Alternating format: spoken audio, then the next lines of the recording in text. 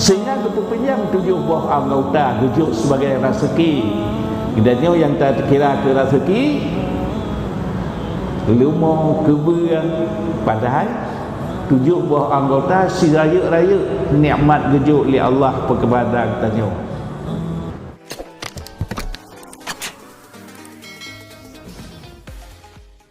Jadi menyunan yang tah bertanya, yang janji dengan Allah jaman. Sehingga wadah 120 orang kandung gebilah wadah yang bertanya dua lang buma janji dengan Allah menyembah Allah tuk kena gepinjam 7 buah anggota. Si raya rezeki termasuk 7 buah anggota. Sehingga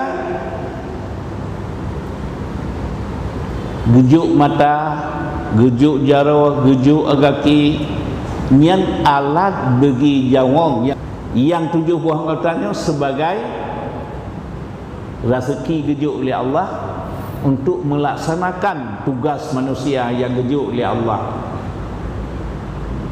Karena janji Allah, wa ma khalaqtul jinna wal insan illa liya'budun. Hana kamu ciptakan manusia dan jin kecuali untuk menyembah lu. Ya, tujuan Allah gejuk kepada katanya si raya-raya nikmat pertama nikmatnya dijanjikan syurga katanya. Jadi 7 buah anggotanya sebagai kenderaan bagi jamu. Mata, jaro, kaki sebagai alat bagi nyawang. Ya, jadi nyo ke dia tanya wajib tabiat lagi nyo cara mengat katurita yang drawatih.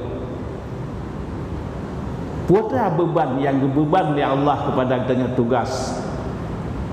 Sehingga kepinjam 7 buah anggota gejuk sebagai rezeki. Kedannya yang tak terkira ke rezeki lumah keberan, padahal 7 buah anggota si raya nikmat gejuk li Allah perkebadan tanya.